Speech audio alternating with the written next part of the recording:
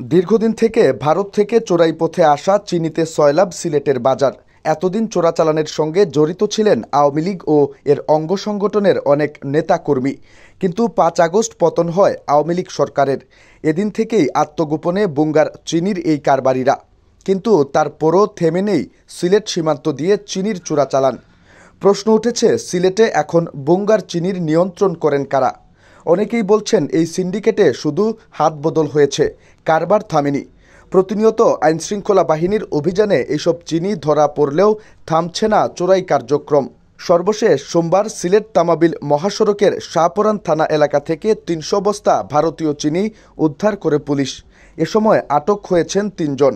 আটক ব্যক্তিরা হলেন সিলেটের জৈন্তাপুরের হরিপুরের রায়হান আহমদ, রাজশাহীর প্রভা খারুসা গ্রামের রতন আলী ও ট্রাক চালকের সহকারী। প্রাথমিক জিজ্ঞাসাবাদে জানা গেছে, চিনির বস্তাগুলো সিলেটের জৈন্তাপুরের হরিপুর এলাকা থেকে ঠাকুরগাঁওয়ে নিয়ে যাওয়া হচ্ছিল। এই ঘটনায় আটক ৩ জনের মধ্যে ২ জনের আগেও চিনি চোরা কারবারের ঘটনায় আটক হয়েছিলেন। কারাগার থেকে বেরিয়ে আবার চোরাচালানে সম্পৃক্ত হয়েছেন তারা।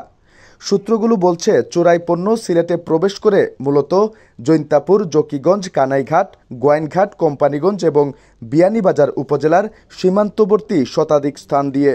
সীমান্ত এলাকার অন্তত কয়েকশো চোরা কারবারি এই কাজে জড়িত। তথ্যমতে রাজনৈতিক পট পরিবর্তনের পর ছাত্রলীগ ও যুবলীগের নেতাকর্মীরা আত্মগোপনে। এই সুযোগে সিন্ডিকেটের নিয়ন্ত্রণ নিয়েছে অপর একটি পক্ষ। তারাও একটি রাজনৈতিক দলের নেতাকর্মী বলে বিভিন্ন সূত্র জানিয়েছে।